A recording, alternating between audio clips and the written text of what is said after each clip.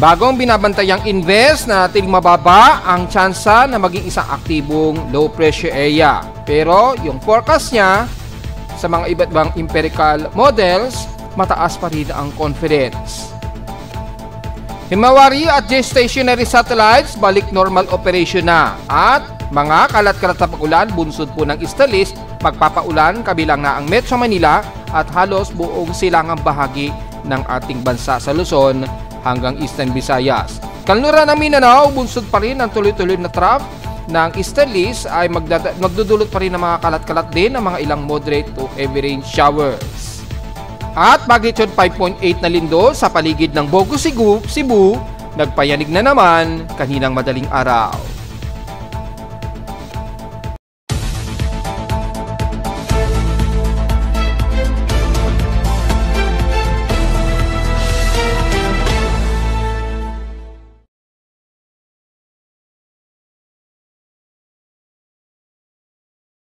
Hello, good morning mga folks. Welcome po muli sa ating Daily Weather Bulletin at Analysis para sa araw ng Lunes, October 13, 2025. Ang oras sa ating Boss Pipe may maga ay alas 10:46 na ng umaga. Nakakaranas ngayon ng mga kalat-kalat na may kasamang mga malawakang pagkulog at pagkidlat ang ilang bahagi, lalo na sa silangang bahagi ng ating bansa ngayon. Dulot po yan ng ating Easterlies ha. Kabilang na ang Northeastern Luzon hanggang Eastern Visayas na po yan. At dahil tatawid po yan, magtatabas po yung mainit na easterly trade wind, magkakaroon din ng mga localized thunderstorms ang ilang bahagi ng sentro ng Luzon hanggang Visayas at ilang bahagi sa kanluran ng bansa po. So magtatabas yan at expected ang mga kalat-kalat din ng pag-ulan. At makikita sa ating Doppler radar imagery, hopefully ay activated lahat ang ating Doppler radar. Yan, so iantay natin mag-load po. Mapapansin natin ay kalat-kalat po ang mga pag-ulan ngayon ang umiiral at mapapansin natin ang halos sa silangang bahagi nga po ng Luzon hanggang Bicol region nga po yan nagpapang-abot. Since sa Visayas mukhang walang masyadong aktibong Doppler radar, napapansin ko hindi masyado nakakasagap yung Doppler radar sa Cebu. May teorya po ako siguro masyadong mababa yung altitude dito sa Cebu. Sana ilagay nila yung Doppler sa mas mataas.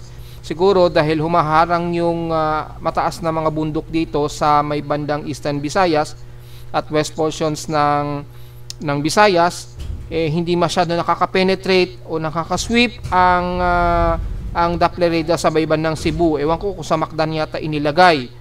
Kaya yung mapapansin niyo sa Doppler radar ay mataas nakakasagap itong dito sa may bandang Bicol region.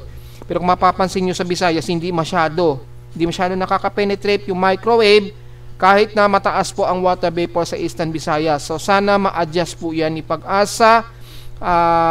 Mukhang kulang sa taas yung paglagay ng Doppler radar. Hopefully ay makapaglagay sila sa mas mataas na lugar diyan sa may bandang Cebu. Yan. Kung hindi man, hanap siguro kayo or pwedeng maglagay po ng isa pang Doppler radar dito sa may bandang Eastern Visayas at dito sa may bandang west portions ng Visayas.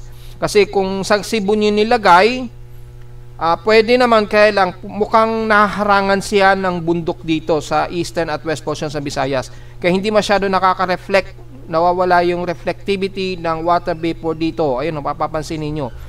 Functional naman yung Doppler radar sa may bandang Bactan or Cebu. Kitang-kita naman yung sweeping. Kaya lang mababa o konti lamang yung nagre-reflectivity sa kanya kasi mukhang may mga bundok kasi na nakaharang dyan. Yan. So sana kung magkaroon ng sweep monitoring, itaas sana o mas mataas pa sana ang gagawing altitude dito sa Doppler radar dito para maging tama rin ang sagap ng water vapor dito. Anyway, mapapansin natin ang kalat-kalat po ang mga pag-ulan ang iiral sa bahagi nga po ng Kabikulan at bandang Quezon Province at eastern portions nga po ng Luzon. Kabilang na ang General Nakal, ayan, Atimonan, Quezon, hanggang dyan na sa may bandang Baler at Kasiguran, Aurora. So dahil matuloy-tuloy ang water vapor niyan ay magdedetermine o magdedepende po yung buhos ng ulan kung makakatawid ito dito ng bandang Laguna hanggang Metro Manila. Kung makatawid man yan, asahan po ang magkaroon tayo ng mga biglaang buhos po ng ulan kagaya po kahapon. So, importante po ang payong ha mga folks, lalo na Lunes ngayon, ay ready na lamang at alisto po kung sakaling magkaroon ng biglaang flash floods po, lalo na mamayang hapon po. So, yan po yung sagap ng ating Doppler radar, kalat-kalat po, at sa ating lightning detection system.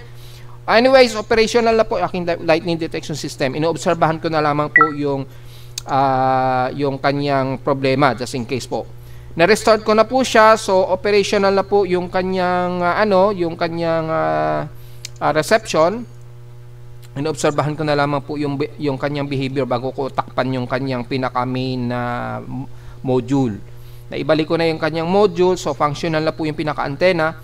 So balik na po sa operational yung ating antenna, yung ating lightning detection. So, kailangan talaga nagme-maintenance tayo dahil 24/7 kasi functional yan. Asahan natin ang mabilis na wear and tear. So, pinag-iisipan ko na gumawa ng panibagong amplifier para sa antenna para makadevelop tayo ng panibagong antenna na mas para meron tayong replaceable antenna just in case. So, yun lamang po ang ating analysis ngayon at ito nga po at marami nga po tayong mga pagkulog at pagkidlat dito lalo na sa baba ng Bicol region hanggang bandang Atimonan, Quezon. So, kung bibilangin natin as of 10:51 AM, meron tayong 404 lightning strikes outer at inner ay 409 lightning strikes. So, marami po yung mga nakaraang 100 minutes ago pero yung mga within 20 minutes ago hanggang 20 to 40 minutes ago ay aktibo po sa may bandang Quezon Province at Bicol Region. Ganon din sa may bandang eastern portion sa Visayas. So mag-iingat po dahil tuloy-tuloy po ang mga pagkulog at pagkidlat. Kung i-activate natin ang NOAA AVN since okay na po yung geostationary satellite, malalaman natin ang mga kulupong o buntol, itong mga kumpul-kumpul na kaulapan nito na nagdadala po ng mga malawakang localized thunderstorms dyan. Kabilang na ang bandang Quezon Province, ayan, tuloy-tuloy pa rin. Ingat po sa mga pagkulog at pagkidlat at lalo na sa may bandang Bicol region na nakakaranas kayo ng mga localized thunderstorms kasabay ng mga moderate to heavy rain showers. At mukhang lumalakas yung auroral activity, so mukhang mayroong arrival of geomagnetic field. So anytime po tataas ang alert ng ating geomagnetic field. Anyway, bago yan ay nakataas po ang thunderstorm advisory sa Mindanao area. So kasama na ang Maguindanao del Norte, yan, Maguindanao del Sur, Misamis Oriental, all the way hanggang sa Dinagat Islands, kasama na ang Zamboanga Peninsula. Yan, hanggang dito sa may bandang Maguindanao del Norte, yan, sa Northern Mindanao, so North Cotabato, kasama na, Misamis Oriental, hanggang Kabuntulan. So, most probably dyan sa may bandang west portions ng Mindanao ang mataas ang concentration. So, ang persisting nito 1 to 2 hours po. Ingat na lamang. At sa NCR naman ay nakataas sa Mega Manila po, kasama na ang Karatig City, ang Cavite, Nueva Ecija, kasama na. At mula dito sa bandang Tayabas or bandang Laguna, yan, mula Fami, Sinaloan hanggang Luisiana na yan ha, sa Pagsanhan hanggang San Pedro at Santa Rosa. 2 hours din ang persisting nito, so importante po ang payong at ingat na lamang sa posibleng flash floods na naman at mga maaaring magkaroon ng pagguho ng lupa, so ingat na lamang mga folks. Sa ating current conditions, overcast, gloomy haze at partly cloudy po, umiiral ngayon dito sa amin sa Caloocan, base na rin sa aking dashboard. Yan, gloomy pa rin tayo, so asahan na umaaraw and then nagiging very gloomy tayo, so very overcast po dahil po sa umiiral na easterlies. Sa lowest temperature na itala na weather station, kaninang 5:35 AM nakapagtala kami ng lowest of 25.4 degrees Celsius, pero kahapon highest na sa amin at 32.8 degrees Celsius, kahapon ito ng hapon at 1:12 PM. Ibig sabihin, mataas ang aming heat index dahil mataas ang aming outside humidity kahapon pa. Pumalo yan sa 46.5 degrees Celsius ang ating init mandama. Kaya mapapansin nyo, makulimlim pero mabilis tayong, pag pinapawisan po tayo ng malagkit, di ba? Yun po. Dahil mataas po ang ating hot humid mula pa noong isang araw. So, nasa 46.5 degrees Celsius. Mukhang pataas na yan sa amin ngayong month. Ngayon, kung titingnan po natin yung heat index forecast as of 9:58 AM, nasa 38.9 degrees Celsius na po ang aming init pandama ngayon umaga. Sa forecast, 39 degrees Celsius, so match naman po, nagtugma naman dun sa forecast, at inaasahan natin ang sa maghapon ay naglalaro lang sa hanggang 42 degrees Celsius ang pinakamataas sa amin ngayong 12 o'clock hanggang 1 o'clock PM. So mukhang mataas ang heat index despite na mataas ang ating gloomy at overcast. So sa iba't ibang bahagi naman ng bansa, yan, double check natin sa bandang Lawag, Ilocos Norte. So mataas din, 39 degrees Celsius at papalo na hanggang 40 degrees Celsius po starting ngayong 11 o'clock at dire-diretso na yun hanggang alas 3 ng hapon. So mapapansin natin, mukhang medyo mababa ang heat index sa inyo ngayong araw, pero umaabot pa rin na mahigit 40. So considering mataas, sa may bandang Tugigaraw naman, nasa 39 degrees Celsius din po, pero papalo ito hanggang 43 degrees Celsius o to 44 degrees Celsius. So yung 43 degrees Celsius starting ngayong 12 hanggang alauna, and then pagpalo yan alas 2, pagpalo po yan ng alas 3 ng hapon ay papalo pa sa mas mataas na 44 degrees Celsius po, which is pinakamataas na sa inyo yan sa maghapon. So ibig sabihin maaraw at maalinsangan sa inyo despite na maulap at gloomy na panahon.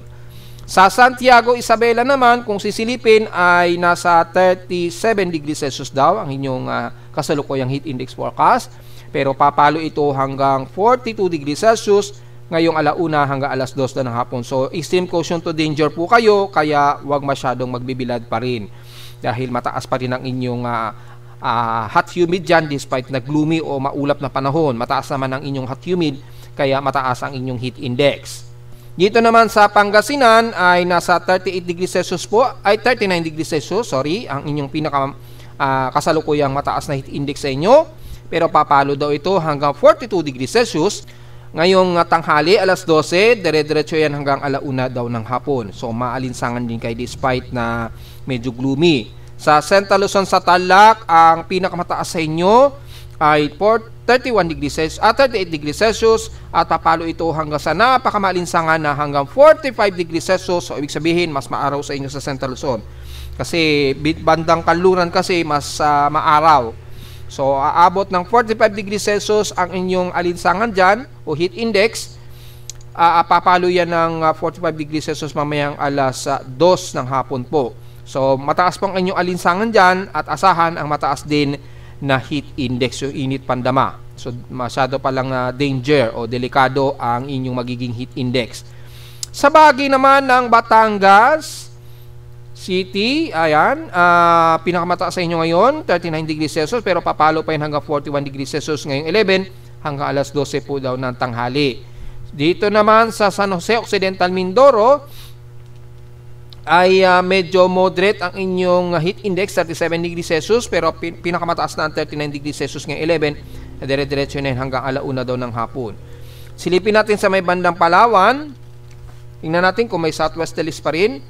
Well, mukhang wala, mataas na po dahil 40 degrees Celsius po ang inyong heat index ngayong umaga at papalo pa yun hanggang 41 degrees Celsius ngayong darating na tanghali, 12 o'clock ng tanghali. So maging maalinsangan din kayo dyan. Iwasan po magpa-dehydrate at magdala po ng payong. Sa Cebu naman, yan, ang inyong magiging heat index ngayon dyan, 34 degrees Celsius. So medyo gloomy rin kayo, kaya medyo moderate lamang ang inyong mataas na heat index. Hindi ganun katindi ang inyong heat index sa Cebu. Well, lalo na sa may Mindanao, dahil may mga pag-ulan kayong umiira dyan, sa may bandang Kanluran, pero pagdating sa Davao City, medyo moderate din, 35 degrees Celsius. So, hindi naman ganun katindi dahil nga po medyo overcast kahit nakakaranas kayo ng kalat-kalat na pag-ulan. So, dumadami na ang may sira sa mga automatic weather stations si Pag-asa. Pakiayos naman po ang General Santos, Batak at Bayombong. Ano nangyayari sa budgeting? Yung budget po, sana ay ma-implement, maayos po natin yung ating automatic weather station. Importante yan dahil sa pagliligtas po kasi yan ng buhay. So, kailangan po fully functional po ang ating mga aparato. Ang high heat index ngayon, so far, since lumalabas sira itong tatlo, ay nangunguna ang Lawag, Ilocos Norte sa may pinakamataas na heat index sa kasalukuyan po. So nakakalungkot lang ay mayroong 3 weather stations ang hindi gumagana or sira po. Yan, hindi po kagandahan kapag mayroon po tayong may sira na weather station. Pakiayos po sa mga namumuno kay Pag-asa para naman na monitor natin ang lahat ng ating lagay ng panahon po o yung klima natin. Importante po lalo na yung temperature at heat index, kailangan fully functional po lahat dapat yan. So yun lamang po ang ating pinaka-analysis for heat index. Diretso agad tayo sa ating PH extremes. In past 24 hours, nangunguna ang Dagupan sa may pinakamataas na air temperature na 34.5 degrees Celsius. At sa lowest temperature naman, nangunguna ang Sangley Point sa may 16.1 degrees Celsius. So mukhang mas maginaw sa kanila ngayon. Yan, sa lowest, sa Inulan, bago sa Inulan, sa temperature muna. Sa lowest, Sangley Point muna. Then, pumangalawa ang Baguio sa may 17 degrees Celsius po. So, tila mas maginaw ngayon sa may bandang Sangley Point. So, hindi natin alam bakit ang baba ng temperatura nila dyan. Anyway, yun po ang pinaka-recording nila. Pumapangalawa lang ang Baguio City. So, sa temperatura, nangunguna ang Dagupan sa may pinakamataas. Pumapangalawa lang ang Naiya.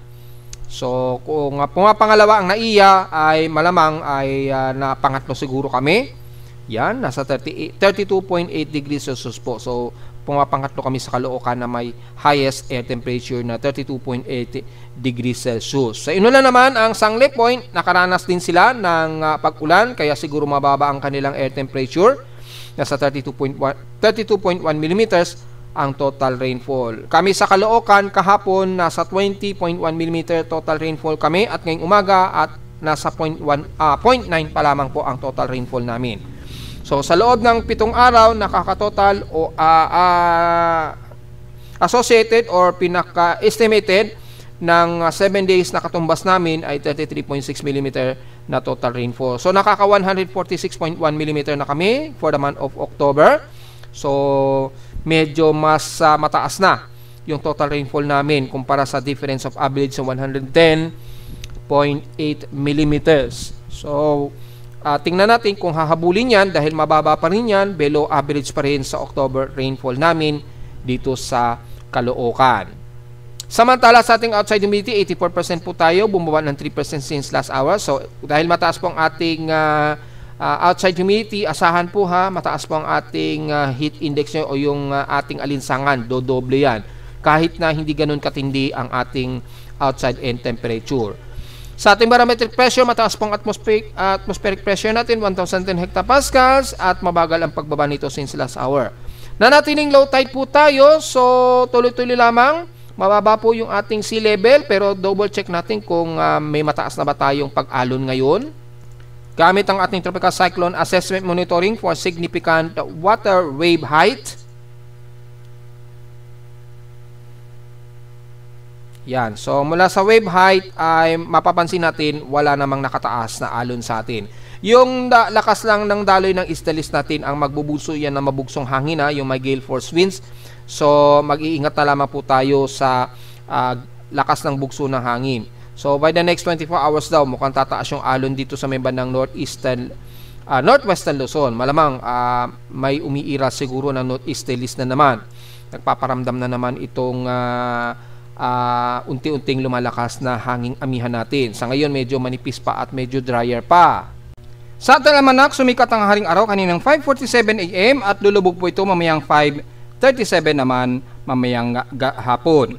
At sa ating moonrise and moonset ay nasa 57 illuminated na waning gibos na po tayo. So papalubog pa lamang po ito ngayon. Ayan.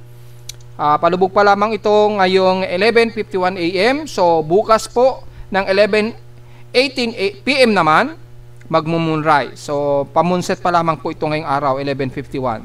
And then magmo-moonrise pa po ito mamayang gabi at 11:18 PM.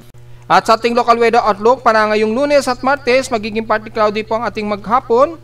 So, mataas ang tsansa pa rin ng pag-ulan natin kahit papano. Ay, hindi, mababa pala. 16 to 20% lang.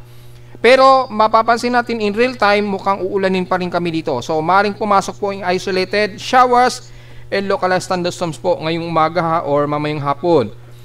Bukas naman ng Martes, magiging maulap din ang ating maghapon. Dito, mataas ang tsansa na pag-ulan. 60 to 61% chance po ang pag-ulan. Kumaring mababa ang chance ngayong araw, malamang dito lamang siguro sa Caloocan, pero hindi siguro sa ibang bahagi ng Metro Manila. So, magdala pa rin po ng payong anytime mga folks. Highest and lowest temperature expected maglalaro 31 to 32 degrees Celsius and lowest temperature expected ay nasa 25 to 26 degrees Celsius. So, diretso muna tayo sa ating ginagamit na satellite imagery. Buti na lang, balik na po sa normal na operation ang ating Himawari satellite imagery. So, normal na po lahat ang data. So, fully functional na. So, naayos na po ng ating mga agencies. Maraming salamat po sa mga agencies na nagkumpuni ng ating satellite imagery. Importante po kasi na nagagamit natin yan, lalo na at mga kalat-kalatang pag-ulan ngayon umiiral dito sa silangang bahagi ng bansa. Ganon din sa may bandang kaluran ng bansa dahil makikita nyo po yung daloy ng easterlies, malakas po ang easterly trade wind sa silangan. At sumasalubong kasi sa medyo malamig na hangin dito sa kanluran at nagdudulot po yan ng water moisture at nagkakos po yan ng malawakang pag-ulan. Ayan o, makikita sa bahagi nga po ng Quezon Province, ang Bicol Region at Eastern Visayas, moderate to heavy rain showers po kayo yan. Asahan din sa ilang bahagi ng Central Visayas at West Portions. Ganon din sa may bandang Mimaropa, lalo na sa may bandang Mindoro at ilang parte ng Coron, Palawan. At sa kaluran naman ng Mindanao, ang Zamboanga Peninsula, asahan ang moderate to heavy rain showers din ang iiral sa inyo dyan. Clusterized po yan maging sa isla ng Basilan at Hulusulu. Sa rest ng Davao Region, makikita natin ay medyo gloomy pa rin tayo. Kaya asahan ang mga maulap na papurin at kalat-kalat ang mga pag-ulan na may pagkilat at pagkulog na iiral. At asahan po ang mga localized thunderstorms, ganun din sa may bandang Northern Mindanao at Eastern sections ng Mindanao, kabilang na ang Northeastern na kung saan ay dumadami na ang bilang ng mga malalakas na lindol. Ingat po kasakaling bumusang ulan, lalambot po kasing lupa, so posible po ang mataas sa tsansa ng mga pagguho ng lupa lalo na sa mga bumulong-bundukin po. So kung maaari, layo-layo po muna kayo habang ina-assess ang possible aftershocks pa po dyan sa may bandang silangan ng Mindanao. Dahil malalakas po ang naging mga pagyayanig dyan po at may mga aftershocks pa. Ganon din sa may bandang Cebu na kung saan ay tuloy-tuloy pa rin ang mga aftershocks dyan. Posible po tayong magkaroon ng mga pagguho ng lupa dahil sa pag nababasa po yan ay dahil po sa kakayanig ng lindol, maaari pong magdulot po ng mabilisang pagguho ng lupa. Nalalabi ng buong Southern Luzon ay ganon nga po magiging maulan, kabilang na ang Calabarzon area, Metro Manila at ilang parte ng Central Luzon. Katamtaman lamang at moderate to fairly weather naman muna ang iiral sa dulo ng isim ng Luzon mula dyan sa bahagi nga po ng Ilocos sa norte. So, activate natin yung heavy rain potential para makita natin yung mga area na sakop na medyo maganda ang panahon. So, sakop po ang buong Cagayan, dun sa dulo po ng Cagayan, Ilocos Norte, Apayao, Kalinga, yan, kasama ng Abra, Mountain Province hanggang Ifugao po yan. Kasama ng ilang bahagi ng Benguet at La Union po. Pero mataas pa rin ang forecast sa inyo ng mga pagkulog at pagkilat sa bandang hapon po. Yan na naman, mukhang bumabalik na naman ang trouble ng ating mga satellite imagery. So hopefully ay maayos yan. Tingnan natin sa Himawari Satellite ni Pag-asa. Mukhang okay naman sa ngayon, pero isahan na magkakaroon na naman ng problema anytime Sa ngayon naman ay normal naman. At kung titingnan natin dito ay maging maganda ang panahon muna sa may bandang dulo nga po ng Apayao hanggang Ifugao po. At ilang portions ng Benguet at La Union. Yan. And the rest ng bansa, lalo na sa silangang bahagi, mula dyan sa may bandang Aurora Region hanggang Eastern Visayas na po yan. Sa Eastern Samar Region kasama ng Leyte at Cebu, magiging maulan po. May kasamang mga localized thunderstorms at may mga moderate to heavy rain showers na biglang bagsak po ang buhos ng ulan. So yun naman po, mag-iingat na lamang po tayo sa mga pagguho ng lupa na kung saan ay may mga aftershocks pa rin tayo sa may bandang Cebu at eastern portions ng Mindanao. So, diretso ulit tayo sa ating ginagamit na computer-generated tropical cyclone sector. And under subtropical storm na po itong si dating bagyong Kedan o international name na Nakri. So, nasa typhoon category po ito pero halos subtropical storm na po siya dahil halos pa-northern hemisphere na po siya. Kasalukuyan itong malapit sa Tokyo, Japan. So, makikita natin yung range ay magpapang-abot pa po sa may bandang Tokyo, Japan yung malawakang pag-ulan dyan. Ingat po sa mga kababayan natin sa bandang Tokyo na aabutan ng malakas na bugso pa rin ng hangin at may mga kasamang pag-ulan. Buti na lamang hindi direct landfall ang mangyayari. Siguro tumama lamang ito dito sa may bandang Hachijo Island, bandang southeastern ng Japan. So yun lamang siguro ang na-landfall niya, pero sa malalaking kalupaan ng Japan, sa ngayon ay wala namang nakikitaan na magkakaroon ng direct landfall sa anumang lupa. Anyway, meron nga po tayong binabantayan at mula sa pagiging convergence nga po nito, ngayon ay isa na po itong invest low pressure area na 96W. Ayan. So as of 11 o'clock AM ay nanatiling walang pagbabago. So as of 11 o'clock AM, sukatin natin yung distansya ni 96W. Ang magiging reference point natin ang Governor Generoso siguro. Ayan, Davao Oriental. Ang layo niya mula sa Governor Generoso, may layong 2,067 km east ng Governor Generoso, Davao Oriental. Sa labas ito ng Philippine Area of Responsibility or bandang South of Guam pa po ito. So halos nasa vicinity pa po ito ng Micronesian Peninsula. So sa ngayon ay maliit pa ang tsansa nito na maging aktibong low pressure area sa ngayon. At sa ating forecast and symbol sa ngayon ay nasa 20 to 40% chance pa lamang o low chances of development pa ito within or next 24 hours pa. So mababa pa sa ngayon at wala pa tayong nakikitaan na maging aktibong low pressure area ito. Pero yung mga confidence ng mga ibang weather agencies natin ay mataas na po ang confidence sa kanya daw. Well, titingnan po natin gamit ang ating Tropical Cyclone Assessment Monitoring.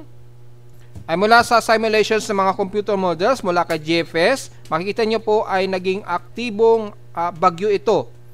Itong si 96W. At makikita nyo halos kapareho ng nagiging kilos sa ngayon ni Kedan, pero ito ay mas malapit o medyo babalandra ito sa may bandang Taiwan. Well, may mga tsansa pa o may maliit na posible pa itong dumaos-dos. Depende sa high pressure area dito sa Hilaga ha. So be ready na lamang sa ano man mangyari po ha. At kay ECMWF naman, kung titingnan naman natin dito, tropical wave pa rin na nakikitaan sa kanya. So ibig sabihin lamang dito mababa pa ang confidence itong si 96W kung ito ba talaga magiging aktibong low pressure area.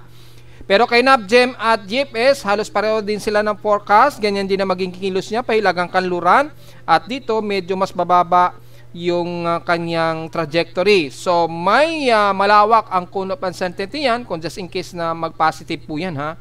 At kung mag-positive yan, asahan na natin, malawak po yung uncertainty yan na pwedeng dumaos-dos yan sa may bandang Nodo Luzon or baka tuluyan itong lumapit sa may bandang Taiwan po. Pero sa ngayon, wala pang confidence dahil hindi pa nga po umababa pa ang kanyang posibilidad na mag-aktibong low pressure area.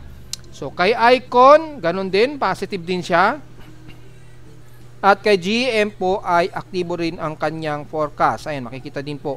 Ganun din ang kanyang tumbok. So, bukod tanging si ECMW pa lamang ang mababa ang kanyang forecast.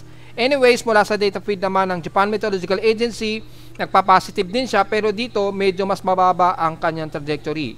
At base dito sa Global Spectral Model, papasok ito itong Philippine Area of Responsibility, mga October 17 po ito. So, by Friday, o this coming Friday daw, papasok ito ng Philippine Area of Responsibility.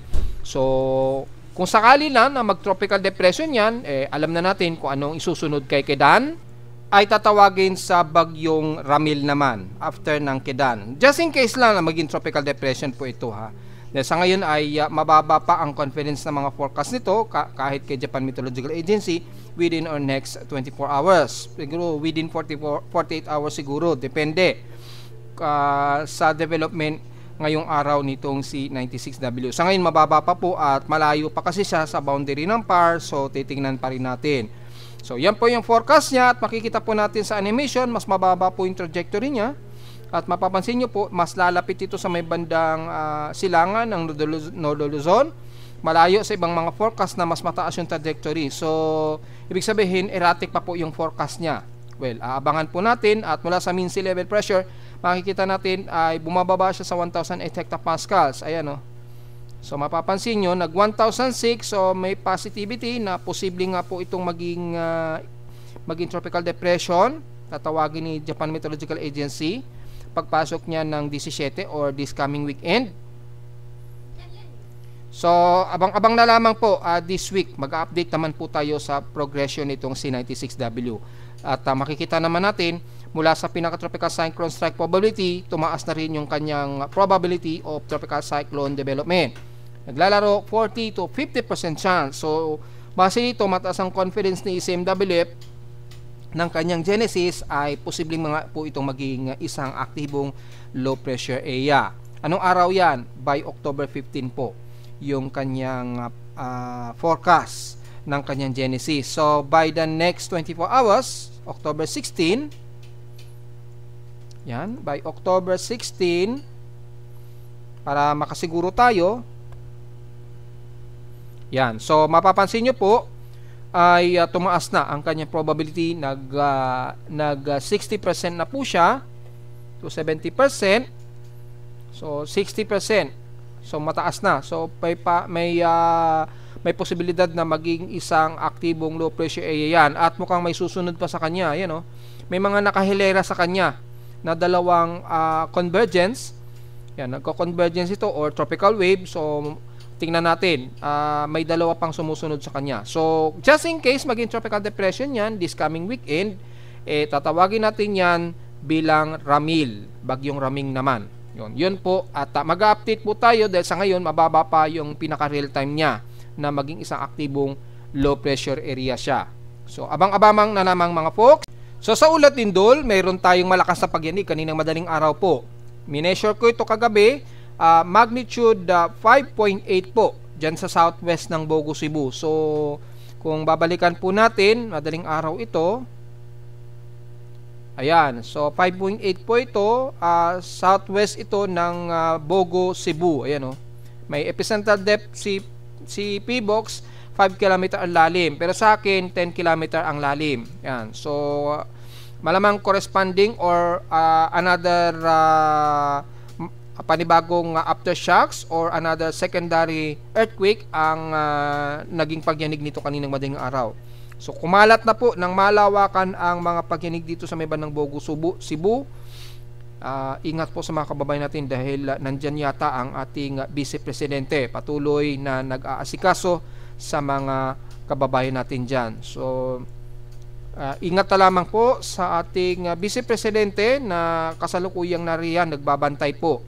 At pabalik-balik siya, pumupunta siya ng Mindanao sa may bandang Davao Oriental, then pupunta siya dito sa may bandang Bogo. So mahirap ang trabaho ng Vice Presidente na napapansin kong siya laging nag-iikot dito sa dalawang nasalanta ng pagyanig. So sa ngayon, yung measurement nitong sa Bogo, Cebu, isama na natin ang bantayan, total clustered 156 po yung total aftershock. So tuloy-tuloy pa rin nadadagdagan po ang maraming pagyayanig. Dito naman sa may bandang Davao Oriental naman, para ngayong araw po ito yung cluster, isama na natin ang Baganga, medyo nakakatang twist po yung pangalan niya. So pasensya na po kung nababaligtad ko po yung pronunciation ng Baganga sa Bangaga.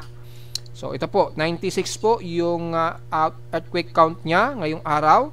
So patuloy pa rin ang aftershocks, lumalabas patuloy pa rin ang aftershocks dyan sa paligid na yan ng dalawang niyanig ng malakas na lindol po. So far ay yan lamang po yung naging pagyanig, at mula ngayong tanghali wala namang malalakas na mga aftershocks o panibagong malalakas na lindol ang pumapasok sa ating monitoring.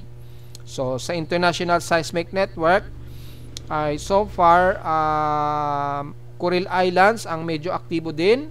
Yan, may magnitude 5.6 dyan sa Kuril. So mapapansin natin ang Pacific Ring of Fire natin ay napaka-aktibo ngayon. Ayan, ang buong Pacific Ring of Fire, mapapansin natin mula Papua New Guinea hanggang dito sa may bandang Kuril Islands ay patuloy ang pagyanig po. Yan yung Pacific Ring of Fire natin. Yan yung buong Pacific na yan. At nagkaroon din ng pagyanig dito. Pero dito sa mas malapit sa Pilipinas, sa Pacific, ang mas aktibo ngayon ang mga tectonic plates. Kaya mag-iingat po ang lahat dahil may mga posibilidad pa tayong mga susunod pang mga malalakas na paglindol. So, kung tuloy-tuloy po ang releasing na energy, ay malataas na ang potential na mas bumaba na ang pinaka malalakas na mga pagyanig. Pero wag nating babaliwalain dahil meron pa ring mga tsansa na may malakas tayong pagyanig, lalo na yung West Valley Fault. Anytime na lamang yan, posible yang biglang gumalaw. Yun na lamang po yung ating alalahanin at paghandaan anytime. Hindi nga lang natin kaya talaga mapredict talaga yan. So, ano man ang mangyari, kung sakaling pumasok po, dahil lumalabas na naman sa mga bali-balita ang pagyanig niya sa may bandang West Valley Fault. Nakakabasa at nakakarinig na naman ako yung salitang The Big One. So, despite hindi natin alam kung kailan talagang eksakto na gumalaw yung West Valley Fault, at least mapaghandaan po natin at least may assessment na tayo ang posibleng magiging damage pagka yumanig ang The Big One dyan. Mapapansin ninyo, halos buong ilang areas ng Metro Manila, mula Quezon City, Marikina, Mandaluyong, Pasig, Taguig hanggang Muntinlupa, abot na ang mga cities na tatamaan ng malakas na lindol na ito kung sakaling gumalaw itong West Valley Fault. Yan po. Yan yung mga dadaanan niya. Yan. So, mag-extend yan hanggang Cavite yung iba. Pero sa Metro Manila, mula Muntinlupa hanggang dulo yan ng Quezon City ang tatamaan ng malakas na pagyanig nito. Kung sakaling gumalaw po yung West Valley Fault. Yan Yan po yung pwede nyo makita yan sa aking webpage po. So, yun po yung ating latest at marami na kagad ang mga magnitude 4+. Isa sa Davao Oriental uli, aftershocks ng Manay. Sa Bogo, Cebu, mga ilang aftershocks na magnitude 4, 4.2, 7 km, 4.1, 10 km ang lalim, 4.3, 20 km ang lalim sa may Davao Oriental. So, Bogo at Davao Oriental ay may mga aftershocks pa po na mga magnitude 4, malakas-lakas. Yan. And then, hanggang sa kasalukuyan so far, ay mga minimal pa lamang yung mga aftershocks, pero alisto po tayo dahil galaw ng galaw yung ating mga tectonic plate, lalo na sa Philippine plate natin at yung bagong plate natin dito sa may bandang Cebu plate, tinawag yata nila na Bogo plate. Well, sa ngayon yun yung tinatawag ni PHIVOLCS. So mag-ingat po at mula sa ating historical earthquake data, para mabilang natin kung ilan na po yung total earthquakes natin, sigurado abot na to ng 2,000 mahigit ang total earthquakes natin for the month of October dahil po sa sunod-sunod po na mga pagyanig dyan sa mga areas na yan. So ilagay po natin yung October. So ito po yung month of October, ang total earthquake natin 2,078, pinakamarami na ito ngayong taon. Pinakamaraming lindol na naitala ngayong taon so far. 2,078 po yung total earthquakes natin, 1,987 magnitude 2.0 pataas at 79 sa magnitude 4, siyam sa magnitude 5, dalawang magnitude 6 plus at isang magnitude 7.0.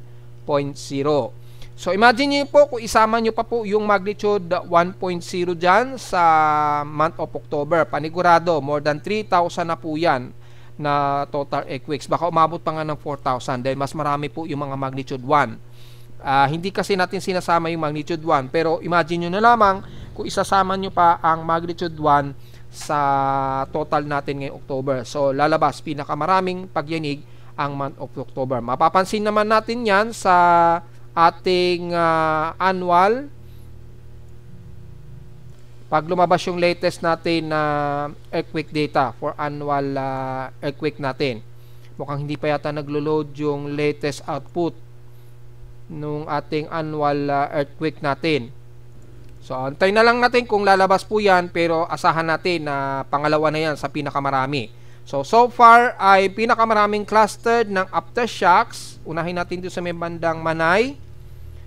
Yan, yung cluster niya umaabot po ng 470 plus ang aftershocks ngayon. 478. Mga 478 po yung aftershocks dyan. Base dito sa pinaka-cluster natin. Dito naman sa may bandang Tandag, malapit, Surigao del Sur, ay nasa 44 ang total earthquakes. Sa Bogo, paligid nito, 1,309 ang total earthquakes ngayon dyan. So kasama na yung aftershocks. pinakamarami pa rin sa may bandang Bogo, Cebu na naitalang lindol dyan. 1,309 na po. Ang dami. Sa Luzon, meron na tayong isang magnitude 5 sa may bandang Zambales. So, nagkaroon din ng pagyanig dyan. At binanggit na nga po natin ng makailang beses, inaasahan natin magiging magalaw ang ating Manila Plate. Gagalaw yan at malamang magdudugtong-dugtong na yan hanggang Japan, hanggang diyan sa may bandang Russia, sa may bandang Kuril Islands. So mag-iingat po ang lahat at alisto po palagi at yung mga nag-drill po ng earthquake drill, wag nating kalilimutan po yun ha, dahil sa sunod-sunod po. Yan, sa paligid din ng bandang Lubang Island, sa Occidental Mindoro ha, nakakamahigit sa 40 na po yung mga cluster dyan ng mga pagyayinig. So mag-iingat po. Mapapansin natin muna Luzon hanggang Mindanao ay patuloy pa rin ang mga pagyayanig. So sa ating monthly rainfall stock, mapapansin natin tumataas na po yung average rainfall sa silangang bahagi ng Luzon hanggang Eastern Mindanao. Yan o, mapapansin nyo po mga folks. Mataas na po dito sa may bandang Caraga area, sa may bandang Visayas naman ang buong Eastern Visayas, kabilang na ang Bicol region. Sa Luzon naman, although mataas pa rin sa may bandang Ilocos region, sa may bandang Kanluran, pero mapapansin natin mas mataas din ang bahagi nito ng silangan ng Nodo Luzon po. So mapapansin niyo po, nagbago na po yung ating klima at dito naman sa bandang Kanluran, unti-unti nababawasan o mas bumababa po yung above average natin na rainfall po. Kabilang na ang parte ng Metro Manila and most of west portions ng Visayas at Mindanao. Although, syempre, hindi pa rin mawawala yung mga matataas na average rainfall sa ibang mga portions. Pero kung mapapansin nyo po, in general, ay mataas ang concentration ng mga pag-ulan sa silangang bahagi ng bansa. So, ganun po ang nangyayari kapag unti-unti pumapasok na po tayo sa tag-amihan. Mas bumababa na yung average rainfall sa may bandang Kanluran at tumataas naman ang ilang mga ulan sa silangang bahagi nga po ng bansa natin. Ganun talaga pagka pumapasok ang October hanggang December. Nagpapalit na po kasi yung ating klima dahil mag-aamihan season na. So most probably ang kanluran ng Nodo Luzon kasama na ang Metro Manila at Southwestern Luzon magkakaroon na po tayo ng giveaway para sa pagpasok po ng malakas na bugso ng northeasterlies trade wind.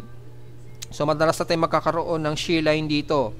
Yan, pagka pumapasok na po yung ating amihan season. Madalas na tayo magkakaroon ng shear line dyan sa may bandang pagitan ng Luzon hanggang Visayas sa silangan.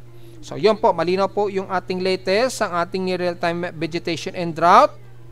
At narito naman ating 3-day to the weather forecast para sa araw ng Lunes, October 13, 2025.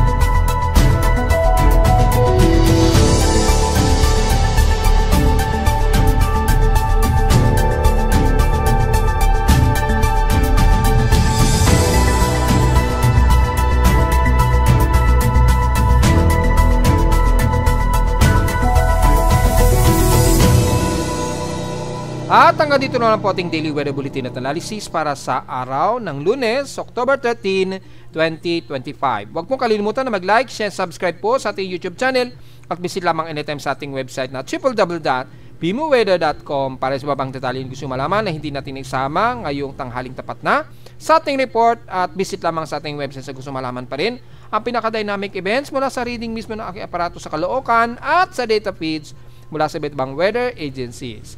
Maraming salamat po mga folks at magandang araw po sa ating lahat.